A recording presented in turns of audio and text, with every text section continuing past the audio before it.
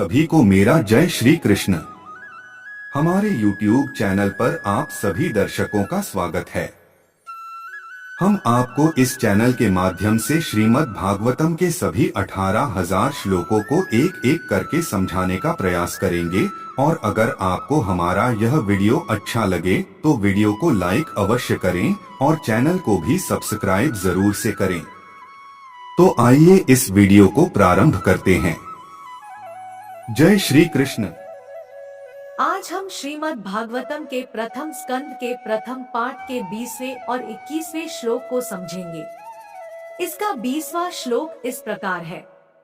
कृतवान किल कर्माणि सह रामेण केशवा अतिमर्त्यानि भगवान गूढ़ कपटमानुषा। इस श्लोक का अनुवाद होता है कि भगवान श्री कृष्ण ने बलराम सहित मनुष्य की भांति क्रीड़ाएं की और इस प्रकार से प्रच्छन्न रहकर उन्होंने अनेक अलौकिक कृत्य किए। इसका अर्थ ये होता है कि श्री कृष्ण या भगवान पर मानव विकास तथा पशु विकास के सिद्धांत लागू नहीं होते। आजकल विशेष रूप से भारत में इस सिद्धांत का बोलबाला है कि तपस्या तथा आत्मसंयम के बल पर मनुष्य ईश्वर बन जाता है, जो कि भगवान राम, भगवान कृष्ण तथा भगवान चैतन्य महाप्रभु को प्रमाणभूत शास्त्रों में बताए गए संकेतों के आधार पर ऋषियों तथा मुनियों ने भगवान के रूप में पहचाना था। अतएव अनेक धूर्त व्यक्तियों ने अपने खुद के अवतारों की सृष्टि कर ली है। अब तो भगवान के अवतार का गढ़ा जाना विशेष रूप से बंगाल में सामान्य व्यापार बन चुका है।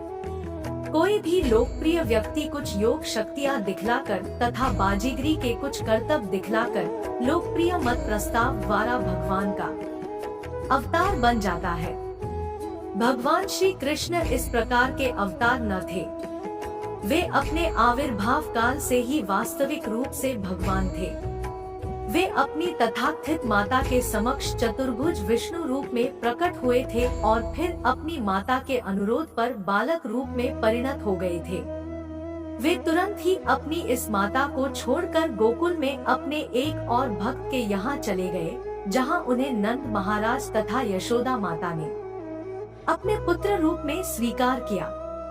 इसी प्रकार श्री बलराम भी, जो भगवान कृष्ण के पूरक हैं, श्री वसुदेव की अन्य पत्नी से उत्पन्न बालक समझे जाते हैं। भगवत गीता में भगवान कहते हैं कि उनका जन्म तथा उनके कर्म दिव्य है और जो भाग्यशाली व्यक्ति उनके जन्म तथा कर्म की दिव्य प्रकृति को जान लेता है, वह तुरंत मुक्त होकर भगवत धाम को जा सकता है। इस प्रकार श्री कृष्ण के जन्म तथा कर्म की दिव्य प्रकृति का ज्ञान ही मुक्त होने के लिए पर्याप्त है। भागवत में भगवान श्री कृष्ण की दिव्य प्रकृति का वर्णन 9 स्कंदों में हुआ है और 10वें स्कंद में उनकी विशिष्ट लीलाएं दी गई है। इस ग्रंथ को जो कोई पढ़ता है उसको यह सब ज्ञात होता जाता है। किंतु यहाँ यह ध्यान देना आवश्यक है कि भगवान ने माता की गोद में से ही अपनी अलौकिकता प्रदर्शित की और उनके सारे के सारे कार्यकलाप अतिमानवीय हैं, जैसे कि 7 वर्ष की आयु में गोवर्धन पर्वत को उठाना, और ये सारे कार्य उन्हें वास्तविक पूर्ण पुरुषोत्तम भगवान सिद्ध करते हैं। इतने पर भी अपने योगावन के कारण वे अपने तथाकथित माता पिता तथा अन्य परिजनों द्वारा सदैव एक सामान्य मानव शिशु ही समझे जाते रहे। जब भी वे कोई अत्यंत पराक्रमी कार्य करते, उनके माता पिता उसे अन्य रूप में ग्रहण करते। इस प्रकार वे अपने पुत्र के प्रति अविचल प्रेम से सदा तुष्ट रहते। अतएव नैमिषारण्य के ऋषिगण उन्हें मनुष्यवत बताते हैं, लेकिन वास्तव में वे परम शक्तिमान भगवान हैं। यहाँ पर इस 20वें श्लोक का वर्णन संपन्न हुआ है। अब हम 21वें श्लोक को समझेंगे, जो है कलिमागतमाज्ञाय क्षेत्रेस्मिन् वैष्णवे वयम् आसीना दीर्घस्त्रेण कथाया सक्षणा हरेय। इस श्लोक का अनुवाद होता है कि यह भली भांति जानकर कि कलयुग का प्रारंभ हो चुका है, हम इस पवित्र स्थल में भगवान का दिव्य संदेश सुनने के लिए इस प्रकार यज्ञ संपन्न करने के लिए दीर्घ सत्र में एकत्र हुए हैं। इस श्लोक का अर्थ है कि सतयुग, त्रेतायुग द्वापर युग की भांति यह कलयुग आत्म साक्षात्कार के लिए तनिक भी उपयुक्त नहीं है।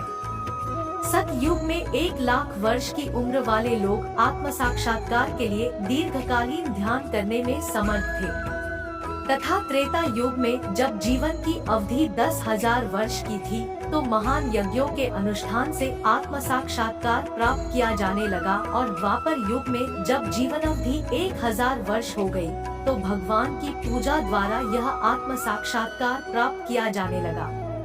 किंतु इस कलयुग में अधिकतम जीवन अवधि केवल 100 वर्ष की है, और वह भी कठिनाइयों से पूर्ण है।